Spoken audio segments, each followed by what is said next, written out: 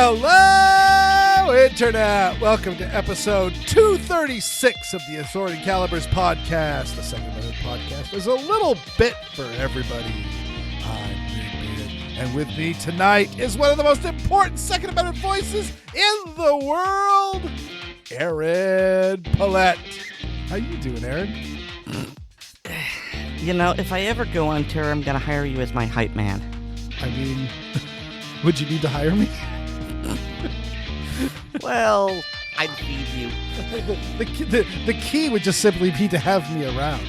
I'm doing all right. As of this moment, I don't know if I won the Gundies. I mean, the way it's phrased is very vague. The initial email said that they will be sending an invitation to everyone who is in the top 4 in their categories.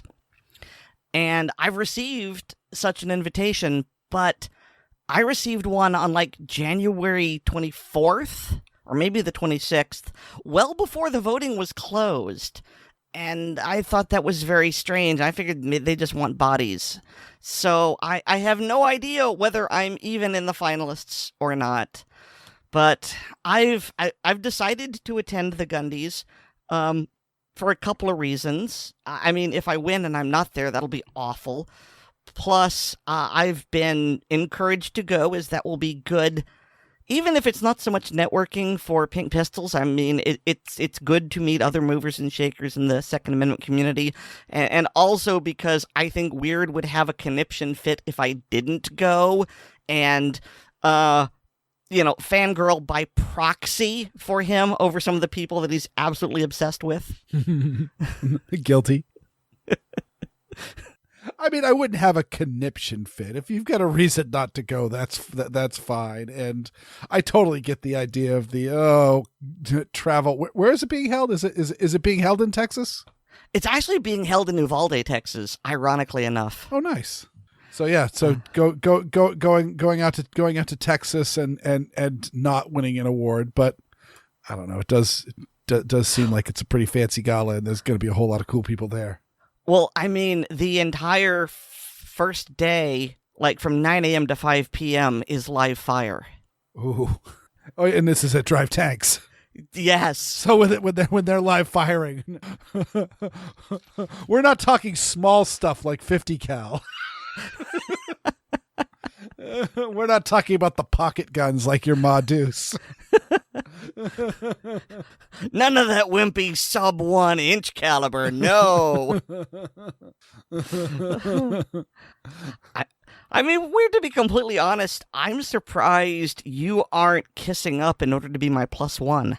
I mean, you've only just a few hours ago brought the idea to my mind that you might be offering me as a +1, in which case I am not necessarily not kissing your butt, but I have been insanely busy today. I just had a whole bunch of stuff all need to happen on one day, and it was a busy weekend filled with don't wannas, and so some stuff got piled in. So suddenly when I had the house to myself, I've just been running up and down stairs all day long, and so I'm just tired. Well, I mean, I've only got a limited time to RSVP, so let me know. Yes, I will. I will get a good night's sleep, and I won't get a good night's sleep. I'll get an awful night's sleep because you're going to keep me up late past my bedtime, and then I'll wake up fussy, but at least I'll have a better idea. All right, fair enough. So other than being tired and cranky, how are you doing, Weer'd? I mean, now we're podcasting, and the temperature's gotten above blast freezer. We've had, I don't know if it was a polar vortex or what, but like the temperature dropped like 50 degrees like overnight, and then had high winds. For hilarity, Mount Washington, which is of course the highest mountain in the White Mountains, and I believe it might be the tallest in the Appalachians, but it's known for having the most extreme weather in at least I think North America. They had a wind chill recorded of negative 108. Yeah, that was a and for those that are kind of like me, that is like one of those, okay, wind chill, it's a big deal, but like it's not a real number. That was negative 45 Fahrenheit with 100-mile-an-hour winds. So yeah, there's the buildings there literally are chained down. There are just these massive like thick like aircraft carrier anchor chains tied down to these huge blocks that are embedded into the rock of the mountain summit. How can people live there? They don't live there. They just they die of exposure. Yeah, it's a research station, and it's a pretty substantial area, and certainly during moments like that, I'm sure that there is an advisement, and nobody is allowed to go outside because you will die very, very quickly if you don't get thrown off of the mountain. But yeah, but it was only a balmy negative 10 here, and then I think it dropped down to like negative 20 at night. Yeah, it was awful, and my one of the steam pipes on my boiler started spurting water, and it's not too bad, so it's okay, I guess, but I've still got the plumber coming in a couple of days to check it out. And then my mother-in-law's place, the sewer pipe froze. So it was, and it's a multi-unit building. So the neighbor's sinks were draining into her sink, and so we had my wife was actually taking care of that disaster. So it was a busy weekend. So speaking of our rough weekend, we've got some news about pro-gun bills. But yes, we have some pro-gun bills. I'm willing to bet that, well, at least the first two that we're about to discuss have like a 0% chance of becoming law, because it's not like these are both Republican presented bills, and it's not like we've got like a super majority or anything like that. And Joe Biden is probably one of the most vocally anti-gun presidents we've ever had. It seems like every time he speaks, like at a major event, he talks about banning assault weapons and things like that. So we will. So I don't think he will let anything get by without a veto. But it's still nice to see them getting floated, and it will be interesting to see how much momentum these bills get, because if they get a lot of popularity in these sessions, then it means that they will have a better chance in the event that we get either more pro-gun people on either side of the aisle in Congress, or a pro-gun president. At least they're doing something, and I know the doing something can be inherently wrong, but they're on the offensive and making the anti-gun forces react rather than us reacting to yet another gun ban. Mm-hmm. So just for that, it's good. And yeah, I like these. I'm not really sure the chance of either of them. So the Short Act, because now apparently everything either has to reference a person or be an acronym, the Stop Harassing Owners of Rifles Today Act. It's a clever title. You got to give them credit for that. It is, but I don't know if legislation is really the place for cleverness. So yeah, this has been floated in the Senate, and it's still in committee. Interestingly enough, it's in the Finance Committee. That makes sense when you stop to think about it, because the ATF is, well, it's all about revenue. Yep. When you hear in the old time flicks about the moonshiners running from the revenuers, that would be the ATF. And so they are under the Treasury Department. So yeah, it would make sense. But yeah, the short act done in plain language. This bill removes certain short-barreled rifles. Certain, that's what I don't quite understand. They don't say. But it removes certain short-barreled rifles, short-barreled shotguns, and other weapons from the definition of a firearm for purposes of regulation under the National Firearms Act. This bill also eliminates certain restrictions that apply to the sale or transportation of such rifles and shotguns in interstate commerce. I think that also means you don't have to beg the government permission to take them across state lines. And then there's a preemption statute saying that if state or local laws tax or regulate these rifles, too late.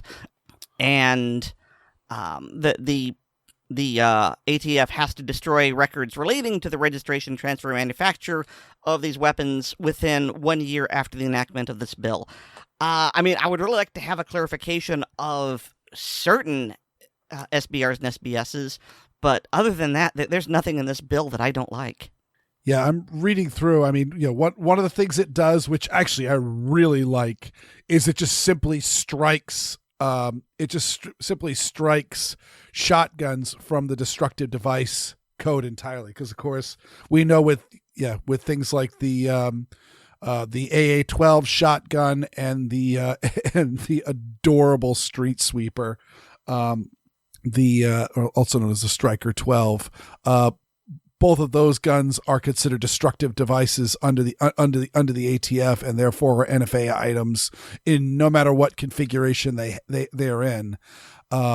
Just because they decided they were dangerous and not sporting, and so even though they're 12 gauge shotguns, and really, the Striker 12 is a piece of garbage, and it's really not a particularly good design or a practical application of the 12 gauge. You're better off just with like a pump action, but because it's scary looking and it has a scary name, they decided that they did not give it the exemption because, of course, most shotguns are over 50 caliber, and anything over 50 caliber is subject to being a destructive device.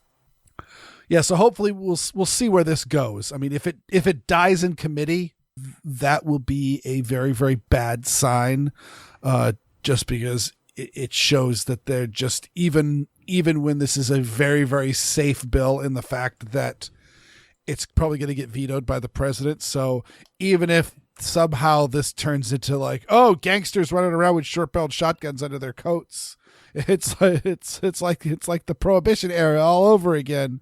They don't need to worry. It's probably not going to pass. But I would love to see like a lot of show of hands and a lot of show of force, because we've seen stuff like National Park Carry. That was one of those bills that just kept coming up and kept coming up and kept coming up, and it would first die in committee, then it would start going up for a vote and going down, going up for a vote, going down, and then finally it got passed. So, and so we will see how this goes through. But just going through the motions with something like that, even a symbolic thing like that, these do have a habit of becoming actual law later on in the future.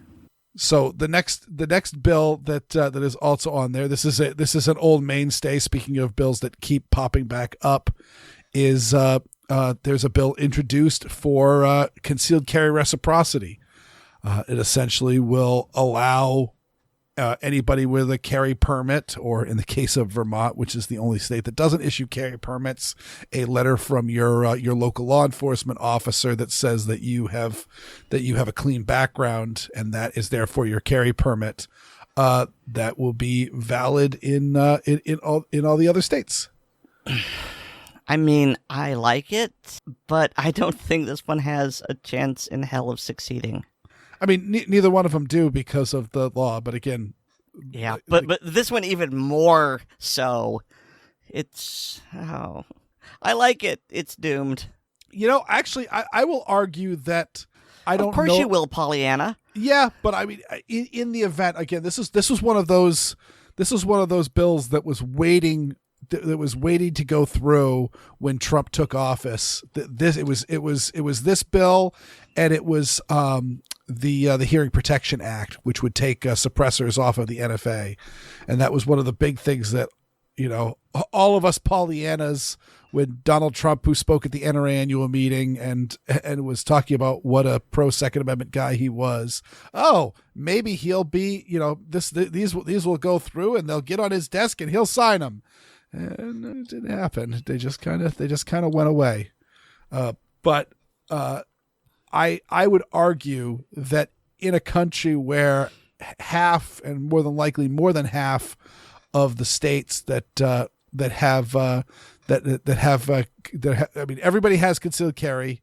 Now everybody is shall issue, and then more than half of the states are constitutional carry. So this bill would have zero effect on most of the country anyway, because you can just carry there. Don't worry about it.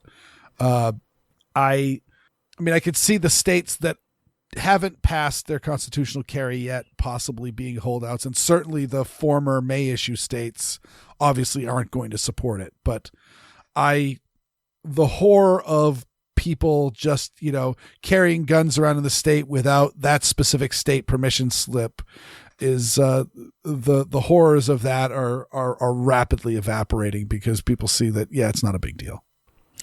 So here's what may be a big deal and has a better chance of succeeding. Mm-hmm. So last week, Florida introduced a constitutional carry bill, and I want it to succeed. I'm just over here holding my breath because, well, Florida is conflicted when it comes to the Second Amendment. And I've mentioned before Miami Republicans, and, whereas most Republicans are very definitely pro-2A, and Miami, strangely enough, has a very strong conservative element from the Cubans. Well, that's not strange. What I'm saying, though, it's strange that I have yet to meet someone from Miami that isn't very pro-gun control. And this is most likely a leftover from, the Miami Vice era of, drugs and gang shootings and things like that. And it seems like every time there is a pro-gun bill that comes up, everyone in Miami votes against it, just regardless of their party. And I'm tired of it. I'm very, very tired of it. And I would argue that probably the biggest factor going for this is, I think it's... even though it's not official, but let's be honest, it's official. Ron DeSantis has a strong desire to run for president of the United States in 2024, and this would be a massive feather in his hat if he could sign constitutional carry into law into Florida. And also, this would be the tipping point. Because right now, the states are split half and half. Mm-hmm. This would make the United States a majority constitutional, permitless carry country. Yep. And also another big factor would be that, Texas is a large population state, but I think does Florida have more people in it? I almost want to say it does, but I am not sure. Let me Google that. Yeah, but either way, again, Florida is, that was one talk when Arizona got their constitutional carry, is like Arizona has like Tucson and Phoenix. These are big cities with crime. And there was a lot of concern that, maybe that turning point might not go so well for us. And turned out to be just fine. Crime went down in Arizona after they passed constitutional carry, and it got several other states to pass rather quickly on the heels of it, and then we've slowly had the trickle to, it's kind of accelerated recently. Okay, so it's close. Florida has 21.78 million as of 2021. Texas has 29.53 million. Okay. And also included in this graph, which I believe is number one, it would make sense, California is 39.24 million. So California is, 10 million ahead of Texas, but we're only 7 and some change million behind Texas. Give it time. Yep. But so that's actually also heartening, because we've already got Florida would not be a test ground, so to speak, as far as large population center, because Texas has got all the demographics and population that Florida has. So and clearly the sky is not falling in Texas, and so we will. We're hoping for it. It would be very, very nice if this could go through, and if Ron DeSantis could call in as many favors as he could. And I don't know if there's some feet to the flame business that they could do towards the specifically Miami Republicans who vote for gun control. I don't know, but we will see. Yep. Wouldn't it be nice, Aaron, for you to oh my God, it'd be so nice. Not be concerned about. Yeah. I love the fact that, like, when Maine and New Hampshire went, of course, those, Maine, New Hampshire, and Vermont are the 3 states that I'm frequently carrying a firearm in that I'm not a legal resident of. And when all those states went permitless, it was just awesome, because all of a sudden just that, all right, is it time to renew this permit? Is it time to renew? It was just one more chore going through. Again, another reason why just the National Reciprocity Act should just go through, because it's one of those, like, if you're safe to carry in one state, you're safe to carry in all the others. It's not like the gun laws differ slightly from state to state, just like the traffic laws differ slightly from state to state. See also the New Jersey jug handle turns. And so, which every out-of-stater gets caught in once or twice, making it a legal left. What are jug handle turns? It is essentially in a like a 4-way intersection. There is essentially a little jug handle, like a little curved turn off lane. So if you're going to make a left-hand turn in in suburbs, you're still going to just make regular left-hand turns. But in any sort of population center, especially if it's multi-lane highway, to make a left-hand turn, you would get all the way onto the right and essentially get on a little off ramp that would take you into the connecting street, and you would then turn on the connecting street to then drive straight across the intersection. Okay. I mean, I get it. You have to turn right in order to turn left. Mm-hmm. But that's bizarre. Yep. That's just how they do it there. And I don't know if anybody else does it. And clearly you asking, what's a jug handle turn? And I'm sure that many listeners at home are going, what's a jug handle turn? And then all of our listeners in New Jersey, or people that have frequented New Jersey, are like, yeah, the jug handle turn. Well, I mean, that's kind of my superpower. I'm not afraid to look dumb by asking questions if I don't know what something is. And I'm pretty sure that if I don't know it, there are other listeners who don't know it. So it's like, hey, Weer'd, what are you talking about, man? Mm-hmm. So, yeah, the point I'm making is that there are differences in the gun laws from state to state, just as there are differences in laws from state to state for driving. But yet your driver's license is good. You can just drive to New Jersey right now. It's not a problem. There's not an issue. If you get pulled over in New Jersey for making an illegal left-hand turn, more than likely, actually, instead of the police officer taking you to prison, if in fact you're, say, accidentally stray out of Pennsylvania into New Jersey with your concealed weapon, where you will. Oh, what was that woman's name? That poor woman who accidentally drove into New Jersey with oh my God! Don't ask me about names. I'm horrible, but I know who you mean. Yeah, this was. It's probably getting close to like 10 years ago, but yeah, she had her concealed weapons permit in Pennsylvania, and accidentally crossed into New Jersey and got pulled over. And I can't remember. She might have even told the officer she was carrying. Well, yes, from what I understand, she wanted to be responsible, and she wanted to legally notify the officer, hey, I'm a concealed carrier, and I have a weapon. I lawfully carried. I don't know if she had it on her person or in the car or whatever, but she was in the wrong state for that, and she was arrested. Shanine Allen. Yep. I got it the same report as you. Yep. And you were very close. This was in 2014. Yep. And, I didn't know about that. This is good. So in 2015, Governor Christie pardoned her, and she was facing up to 5 years in prison. Yeah, no, I knew she didn't she didn't actually face any punishment for it, but she was absolutely facing punishment. But yeah, because well, I mean, she was pretty much the poster girl for honest mistake. Mm-hmm. Oh, 100%. Especially since again, it did actually does it say in the report? I just closed it out, but does it say in the report that Control Shift T reopens your closed tab. Oh, that's good. Thank you, Aaron. You're welcome. I'm leaving that in the show just because that made my day so much. But yeah, let's see. Yeah, she told the police officer she had a firearm. So again, yeah, that's the prime. I remember that correctly. That she told the officer, like, not only did she accidentally carry the gun into New Jersey.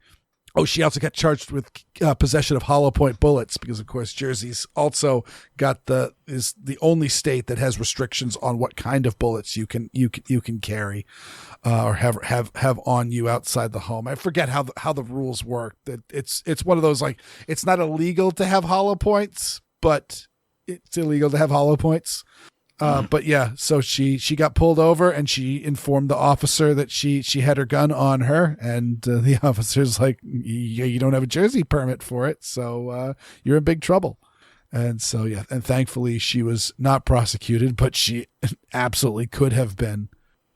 And yeah, so this is crap that needs to go. And so I'm hoping for I'm hoping for Florida no longer caring about if you have a permit or not. So long as you can legally possess a gun, you can carry it. And the idea that you could just travel, you could get one permit and just travel from state to state without worrying and cross state lines. I mean, there's absolutely moments where whether you're carrying a gun or not, where you're driving along with some direction and realize that the road veers off into another state, even for a brief while. There's a couple of roads, like on the Maine New Hampshire border, that we used to drive frequently with my folks to go. There was a hiking destination that we used to go to, and there'd be a sign that says welcome to New Hampshire, and then welcome to Maine, and then welcome to New Hampshire. The road just kind of weaved in between the two, and there's all sorts of just little odds and ends and nooks and crannies, and hey, yeah, making a wrong turn. And suddenly you're like one of those, like, oh, I missed my exit. Well, the next exit's in another state. And, oh, I don't have a permit to carry in that state. And I wasn't planning on going there in the first place. So this is just one of those things that just needs to just go away. I've read that in the Florida bill, it still doesn't add open carry, which I will just point out is just obscene. To be in a state as hot as Florida and say that you can't open carry and needs to be concealed is outlandish in my opinion. But I believe it has verbiage for accidental exposure. So long. We already have verbiage for that. Oh, good. Oh yeah, I don't really remember when it was, but it's not recent. Mm-hmm. And well, the way it was explained to me when I took my concealed carry class, which is honestly coming up on about 10 years now, it's one of those, if you are, reaching up to get something on top of a shelf and your carry garment, if your shirt lifts up or your vest goes back and it briefly shows the gun, you're okay. You just need to cover it up. Obviously, there's some discretion there. It's like you may not realize that you're showing, but I guess in that case, you have to periodically check to make sure you're covered. I know that I do. It telegraphs me as a gun owner, but every so often I've just got to, am I still covered? Yep. Okay, cool. Because it's either that or trust in the forgiveness of the responding officer, and I don't want to take that chance. Not that I think I'll be shot, but, I could be looking at a fine, and no, I don't want to do that. Yeah, no, you don't want to do that. But yeah, that's so, okay. I remember hearing I think it was also Cam Edwards on this one about the about how it still doesn't legalize open carry. But again, they have the verbiage for that, and I just assumed that was part of the bill, but it's just part of Florida law. So at least they have that. But again, that's why I support open carry. I'm not personally a big fan of open carry. I think concealed carry generally works out better for most people in most instances. The big one being on if you're concealed carrying, you can have a bad day. You can be that person that maybe might be a little bit rude to the person who got your order wrong at the restaurant, or be a little short-tempered with the cashier at the grocery store. But suddenly, if you've got a Glock on your hip and you're being a jerk, suddenly all gun owners are jerks. And so, well, I mean, that's if you're lucky. It could be, I felt unsafe because this person who was very obviously carrying a gun raised their voice to me, and I thought that they might get mad and shoot me. Yeah.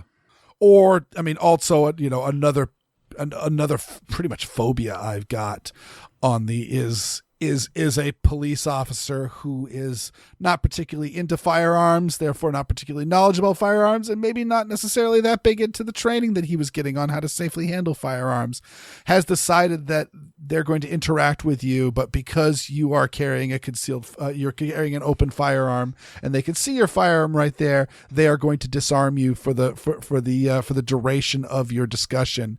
And maybe they even handcuff your hands behind your back. And so therefore, as they're drawing your gun, they accidentally hit the trigger and shoot you with your own firearm.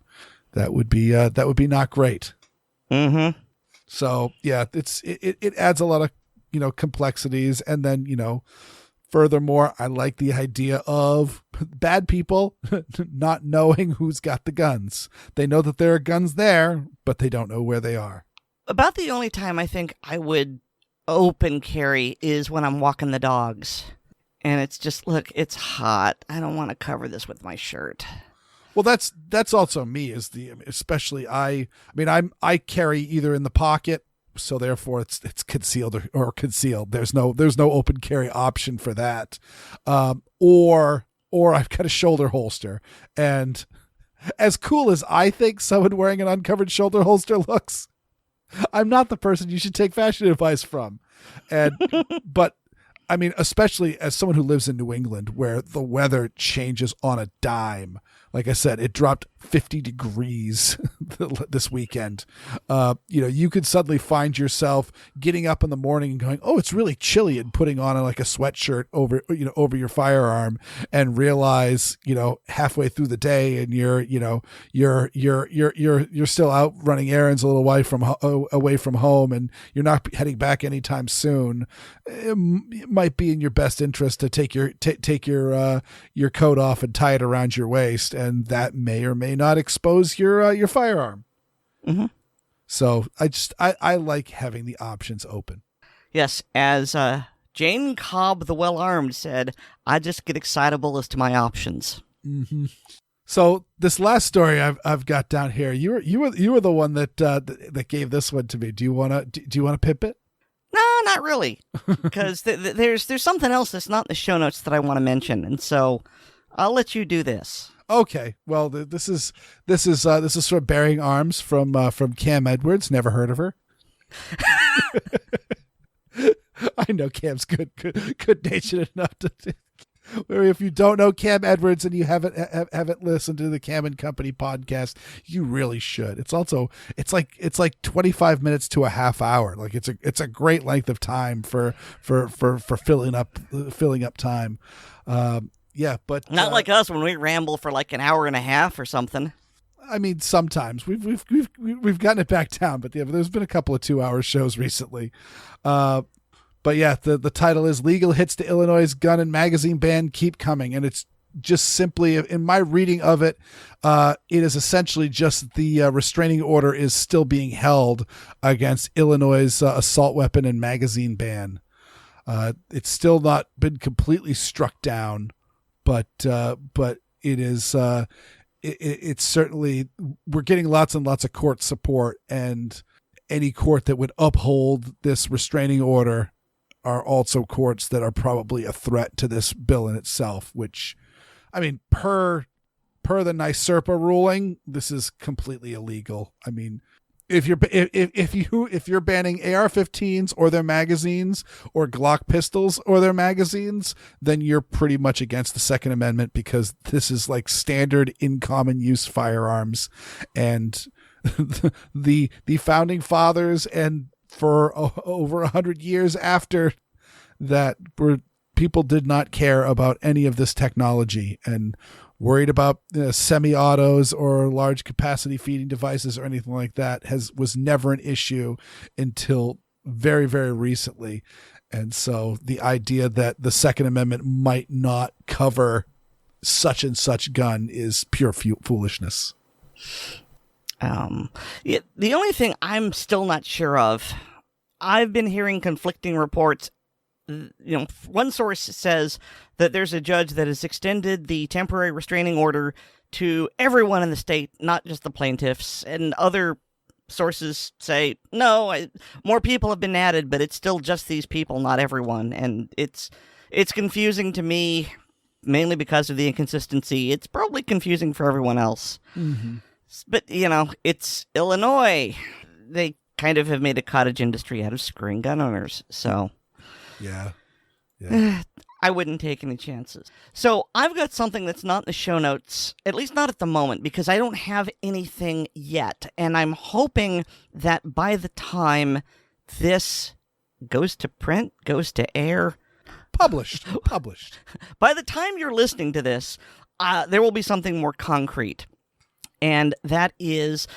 Operation Blazing Sword, along with some other entities, have filed an amicus brief in the Antonyuk v. Nigrelli case, which is the case that's challenging New York's new Concealed Carry Improvement Act.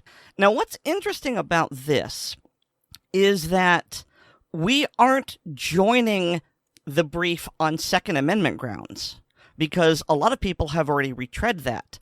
I was approached by the Knight Institute from Columbia University, and they are a very pro-First Amendment group, and they want to challenge this on First Amendment grounds.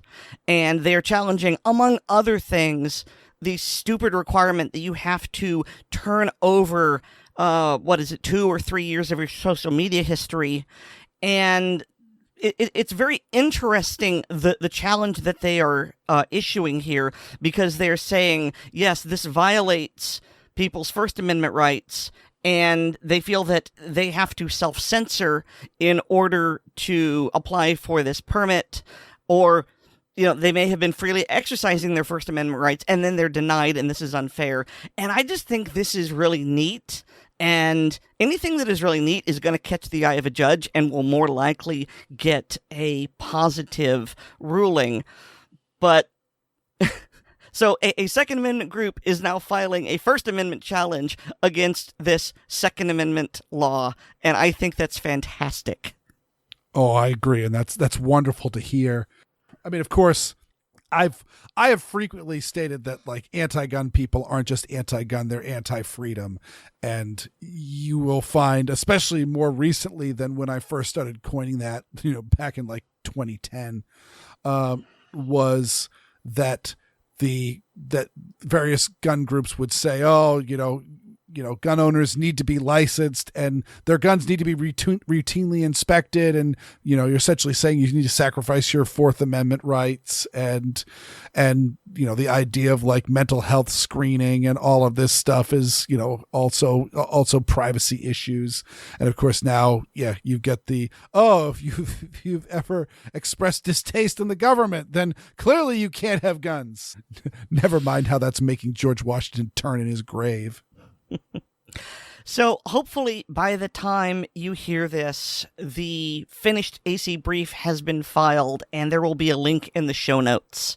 And so, I am looking forward to this. Yeah, that is awesome. Aaron Paulette is a big deal. If you will permit me just a moment. Thank you. So moving on to the segments, you've heard Tiny before on ACP, and he always brings a good story. This time it's a story about a buddy of his who had a mishap while hunting, and it only got worse from there.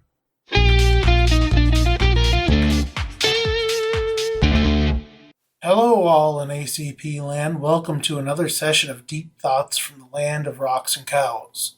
On the forefront of my mind tonight is a conversation I had with a friend of mine that goes by the name Waco Kid, and his experience with insurance companies after a mishap while pheasant hunting over Thanksgiving weekend. During the hunt, Waco was following a creek flushing birds and stepped into a critter hole of some sort, pulling some mussels. He was able to pull himself out with the aid of a tree, but realized he could hardly walk. So he unloaded his shotgun and as safely as he could used the shotgun as a makeshift crutch by putting the end of the barrel in his armpit to hobble back to his car more than a quarter mile away. When asked by his doctor how the injury happened, Waco replied, "Hunting accident." The doctor asked if he would rephrase that, as insurance companies don't like to see accidents, especially involving firearms, and may have to report a quote-unquote firearm-related injury. After said prompt, he said the injury happened while hiking. The doctor put that down in the notes, and the insurance company approved of the treatment prescribed.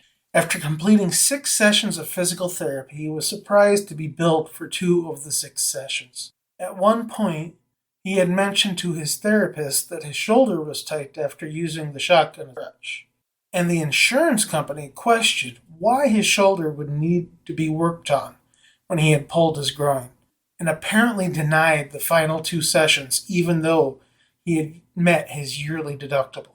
This whole situation smacks of having a chilling effect on gun ownership in America, because who is to say the insurance companies won't decide to deny coverage to someone who is in an accident but happens to be concealed carrying at the time? Or your boat sinks with your guns in it, and so do not pass go, do not collect $200 just because you are a gun collector. If individuals are going to be denied coverage due to the presence of a firearm, they are less likely to report incidents of firearms use or ownership. In my eyes, this is just another way of trying to ban guns in America.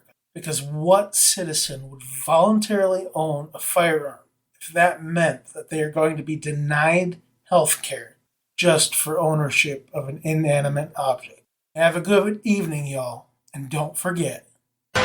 When you tell somebody something, it depends on what part of the United States you're standing in as to just how dumb you are. If you have questions or feedback, be sure to let Aaron or Weer'd know, and they can forward that on to me. And maybe if you all ask nicely, I'll sit down and walk you through my experience of being swatted twice when I live outside of a town of 75 people in a county of just over 10,000 in rural Minnesota.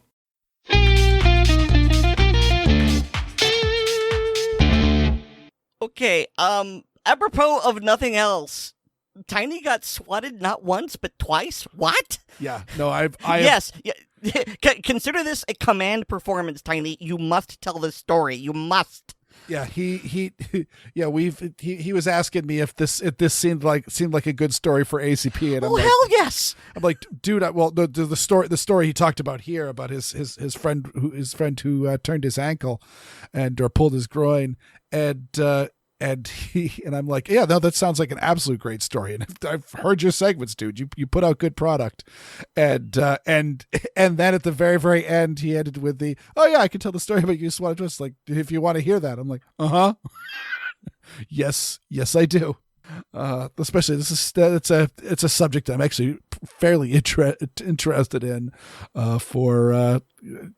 It's the same. It's often swatting is using the same technology that the Indian scam callers use to make it look like it's a local call calling you about you getting an Amazon package and other such scams and needing tech support or lower your interest rate on your credit card. And we all know how much you love those scammers. I mean, those who listen to the ACP blooper reel, I mean, I'm getting less and less because they're putting me on do not call lists. but I do have my fun. But I mean, the bigger point that I took from Tiny's is just like, this is just the chilling factor that the anti-gunners really, really want to do. Is they don't just want to take our guns away. I think they've made it pretty clear that no one wants to take your guns away was a lie. But they also want to crush gun culture.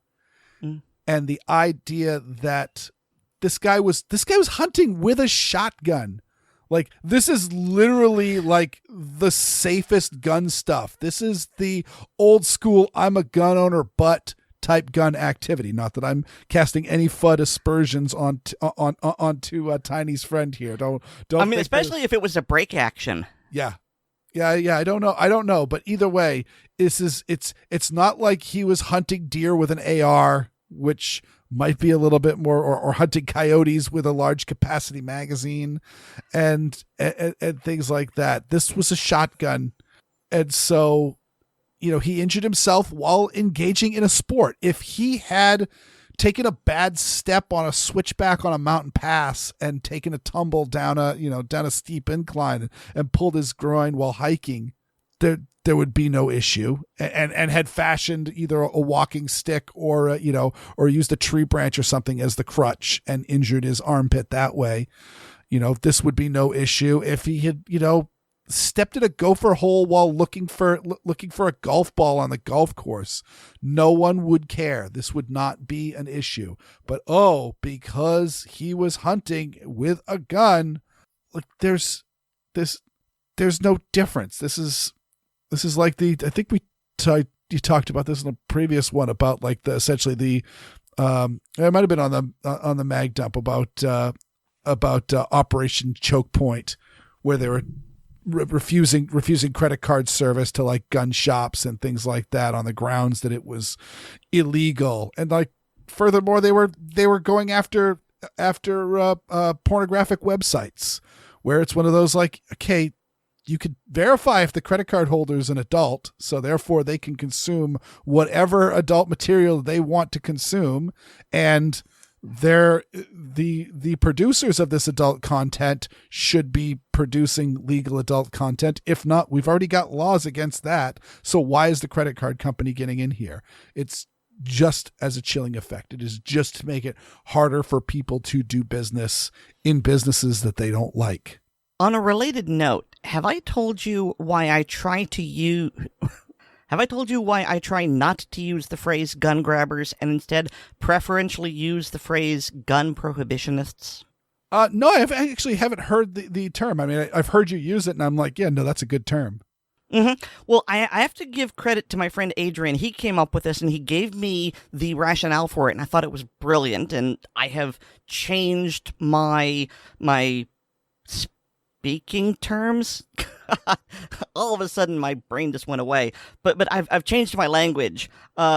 Occasionally I forget myself, but I try to use gun prohibitionist or firearm prohibitionist because, well, first of all, pro and anti are now completely weighted terms. Mm-hmm. Just to pull one out of my rear end, and I'm not making a political statement here, but if you say pro-life, that is incredibly weighted. Same with pro-choice.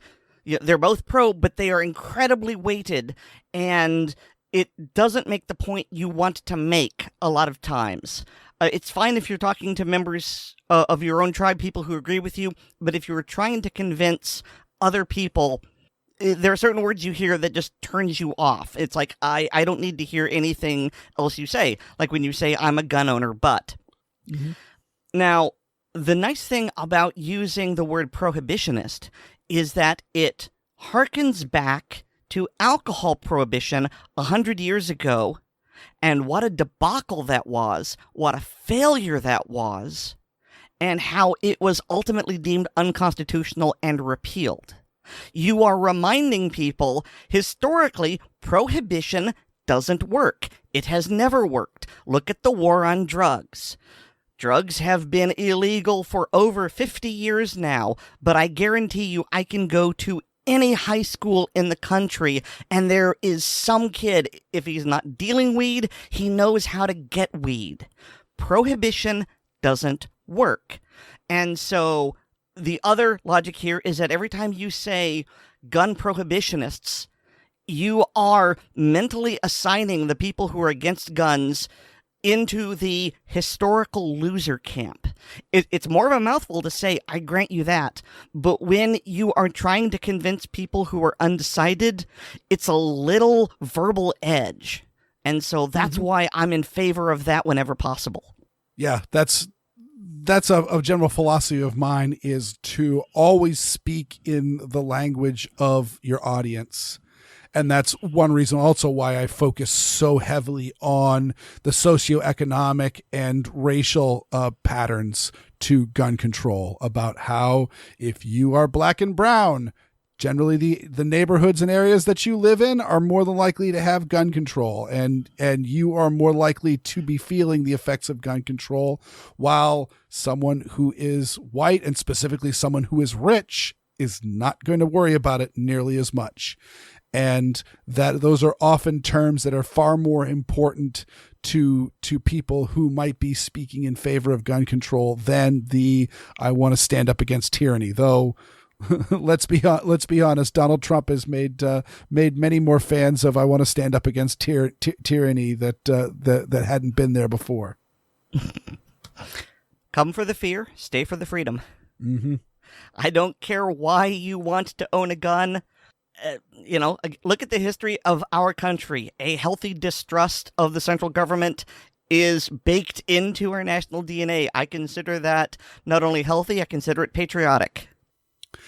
And Aaron, if we may briefly pause, I am about to have a bathroom emergency, so I shall be back in just a moment. Okay, go potty.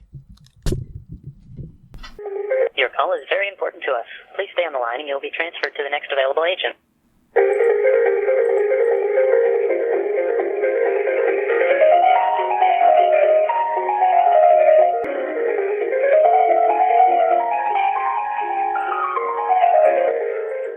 Dang, he's been tinkling a long time.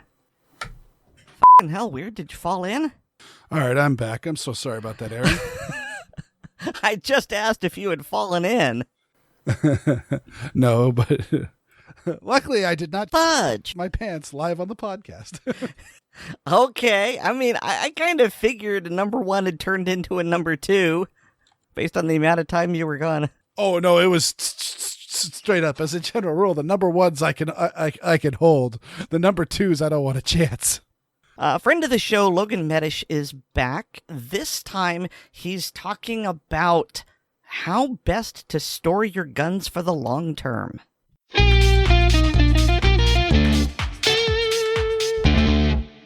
I am so happy to welcome back to the Assorted Calibers podcast, Logan Medish of High Caliber History. How you doing, Logan? I'm doing all right. How are you? So, Logan, I think we all know by now you have spent many an hour in a museum. Oh, yes. and of course, and you're on the other side of the velvet ropes. You work with the collections, you set up the displays. Yep. And I've got to say, as someone who, I can't call myself a collector, I'm an accumulator of firearms. There's nothing wrong with that. No. And it's my right as an American. That's right. And but as an accumulator, of course, I have some guns that are fun to shoot. I have I have some guns that are practical, and I have other guns that I just like to have. I just appreciate them for what they are. Most of them are the old historical type guns, and the modern guns do the things that they do a whole lot better, and they're, because they're old and rare, they're much more valuable. So it's not like I shoot them very much. But also I want to preserve them as best I can. And I thought you would be the perfect person to ask. Okay, I've got several Mosin 1891 rifles that I don't shoot. I've got a couple of old Colt pistols that I don't shoot. I've got, several odds and ends of guns that I don't shoot. I do my best to keep them in a climate controlled room and do those things, keep them dry. but what do I do to preserve them best of all so that they will last forever in as good a condition as they are right now? It's a great question. And I think the first thing I need to say is whatever you do, don't go out and dunk everything in Cosmoline. We are not a Cold War military power, so don't go dunking all your stuff in Cosmoline. Yes, it will preserve it through a nuclear explosion. It will survive along with cockroaches and Twinkies and nothing else. That's great for long-term storage of military equipment. It is not a great idea for long-term storage of collectible guns. So, let me stop you right there. Does Cosmoline have I have heard people talking about that the Cosmoline seeps into the wood, the Cosmoline seeps into the bluing, and does Cosmoline alter a firearm? That's a good question. I am not a scientist. I am not a chemist, which is why I studied history, because I'm really bad at science. So I don't know if it, alters things on a molecular level, but I can tell you that, Cosmoline absolutely positively does seep into wood, and the best way to get it out of wood is to, carefully use a blow dryer or a heat gun on the wood stock, and you can actually watch the Cosmoline liquefy and come to the surface and actually weep out of the wood. I've done it to many a gun. And so, Cosmoline is serious long-term storage.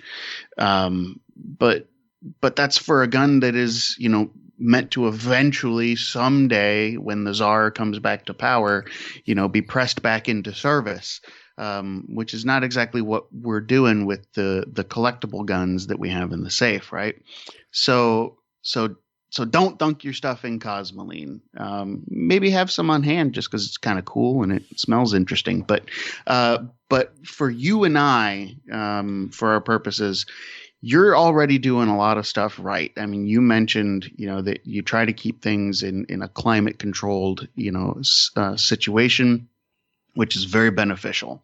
If you're going to keep your guns in a safe, it's not a bad idea to have one of those little cheap digital thermometers that'll tell you the temperature and the relative humidity in there. One of those little digital things, they're not expensive. It's a good idea to have one to just give you an idea of what your baseline is, in your house or in your safe.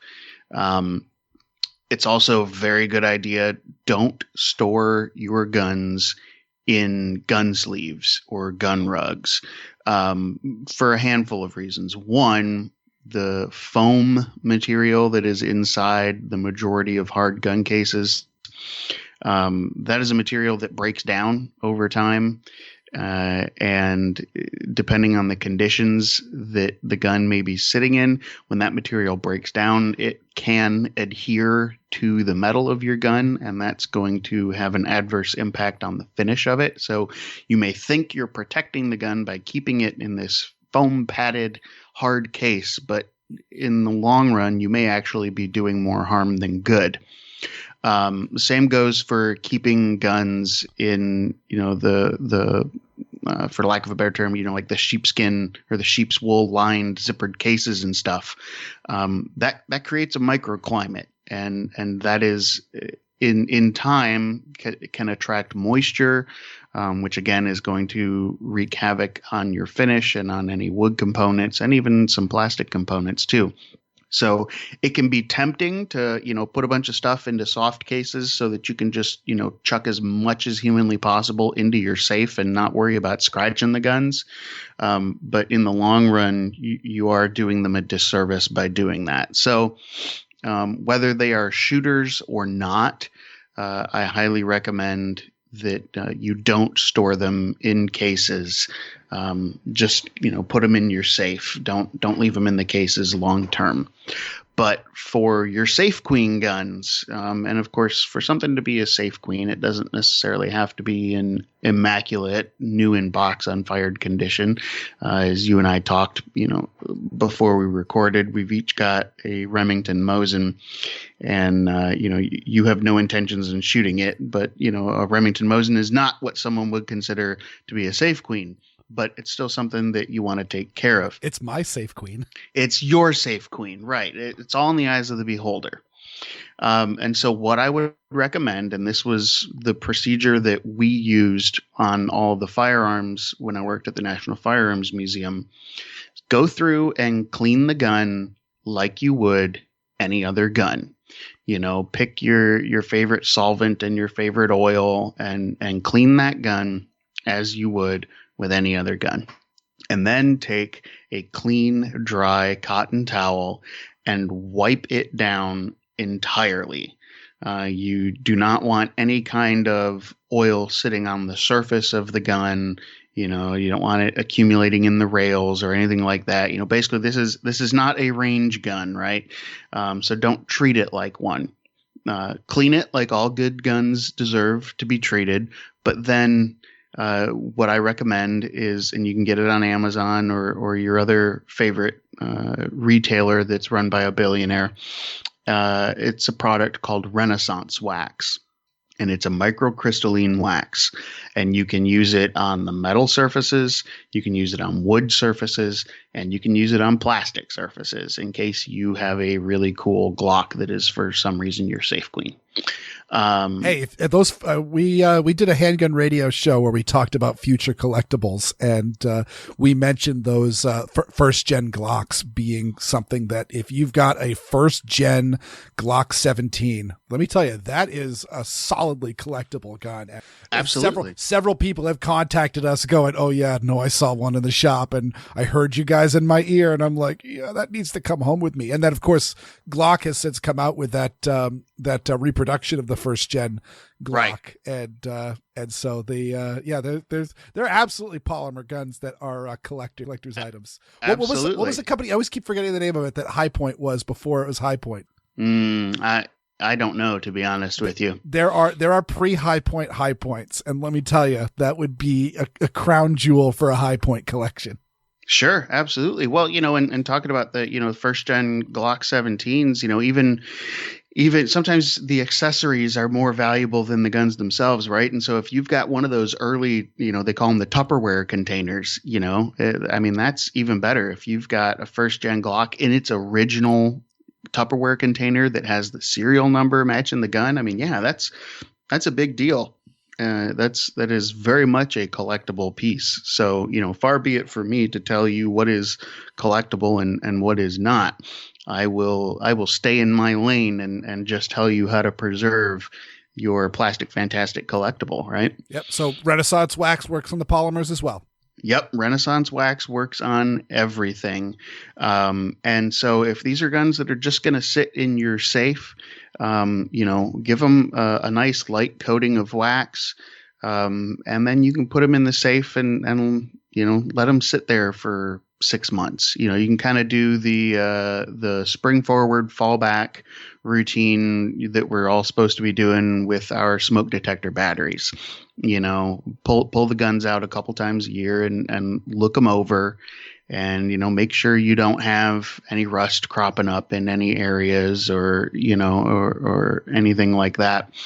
And then you can just kind of put them back in there for another 6 months, and then once a year I would recommend giving them a light cleaning.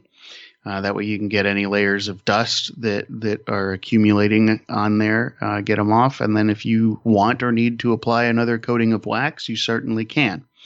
The nice thing about this microcrystalline wax is that, it is not going to alter anything on the guns. It is going to act simply as a nice barrier surface between your gun and the outside world. So in the almost 5 years I was at the NRA Museum, I cannot tell you how many containers of Renaissance Wax we went through in that time.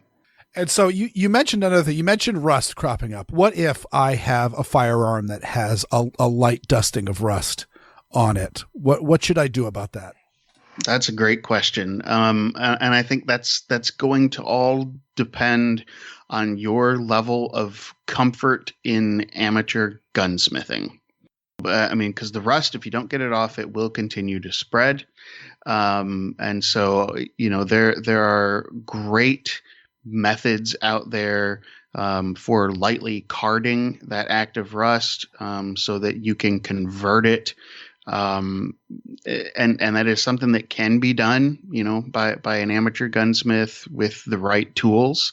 But of course, right tools is key for that. Don't go taking steel wool to your gun, or don't go taking a wire wheel to your gun to try to get that rust off of there. If you find yourself in any way hesitant about getting that rust off of that gun, by all means, take it to someone who does that for a living. There are plenty of good gunsmiths out there, and with the advent of the internet, it's easy enough to track one down and then let them use the proper equipment to take that light bit of rust off of there. Because once a gun has rust on it, it's never going to be the same again, right? I mean, because rust is a chemical alteration of the metal of that gun. And if you catch it early enough, there's minimal damage to it. But if something sits for too long, you end up with awful pitting and things like that. So the best defense for that is a good offense. Well, thank you so much, Logan. And we really appreciate having you on the Assorted Calibers podcast. Absolutely. Thanks for having me.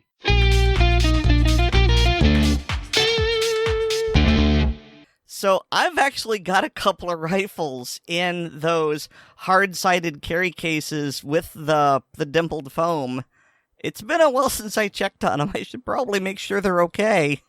Though again, with that with that Renaissance wax, that might that might be a big help as well. But yeah, generally you want to keep lots of fresh air around your guns.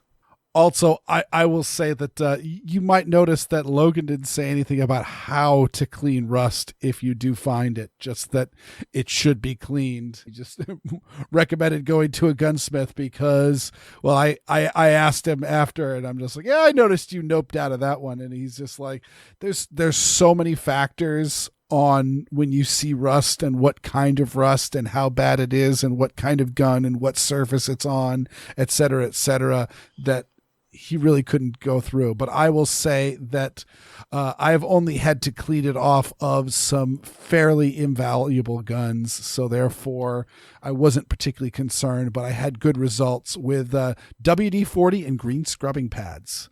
Just the WD-40 just kind of loosens up and kind of breaks down the rust. And then those green scrubbing pads are aggressive enough that they will pick up and pull the rust away, but not so aggressive that they will damage bluing. But again, so you're talking like a Scotch-Brite pad? Yeah, exactly. Okay. Though I'm cheap, so it's the generic ones. The only time I've had to remove rust was just surface rust, because I was out shooting and we got caught in a Florida rainstorm. And so quickly packing up, some of the guns got wet and they got put away wet because, I had to put them in the case, put the case in the car, and then drive home. And so by the time I got the guns out to clean them, I'd already gotten some surface rust on them. For me, what sufficed was CLP and a blue bristle brush. Mm-hmm. Yeah, that's good. I mean, it was one of those, I would not use any sort of abrasive pad on, say, a vintage Colt Python with the Colt Royal Blue, because that's such a high polish that any sort of rough work could potentially damage the bluing and add swirl marks and such. And that's one of those, I would take that to a gunsmith. But again, if this is just like, if it's like your carry gun or something like that, that's already got some honest wear on it. Those that's my go-to. And again, Aaron's go-to. Yeah. Just start really, really gentle and work and escalate your force. Yeah, for me, it was my Mosin, my Remington shotgun. No, I'm sorry. My my Mossberg shotgun, Mossberg 500, and my Sub 2000. Mhm. So, I mean, they're guns I like, but they are nowhere near, historically valuable or super nice. It's just like, nope, gonna get that off. Scrub, scrub, scrub, buff, buff, buff. I beg your pardon. All Mosin guns are historically significant. All, 14 million of them? I mean, it seems a low estimate. Well, I say now we've come to the time in the show where we thank each and every one of our listeners. But of course, I must give a very special thanks to all our supporters on Patreon. To become a Patreon patron, go to patreon.com/Assorted Calibers podcast to sign up. You can get an early release of the podcast, plus bonus content like the blooper reels, the ACP film tracks, and the ACP Magnum. Also, please remember to rate us on Apple Podcasts, subscribe to us on the platform of your choice, and share the show with your friends, both online and off. You get more from me and my blog, which is weerdworld.com. That's WEERD world.com. And hear me weekly on Handgun Radio on the Firearms Radio Network. And you can get more from me at Linktree/Aaron Paulette. That's linktree.ee/Aaron Paulette, all one word. And thanks to Nate Spencer for our music. I'm saying this now so that he has to leave a reference in the show rather than putting it just in the blooper reel. But Weer'd had to go potty during the show and was gone for a long time. So when it comes to who can hold it and who can't, or perhaps foresight as to relieving ourselves before recording, well, that's Assorted. And so's our podcast. Good night, everyone. Good night, Trixie Hobbit.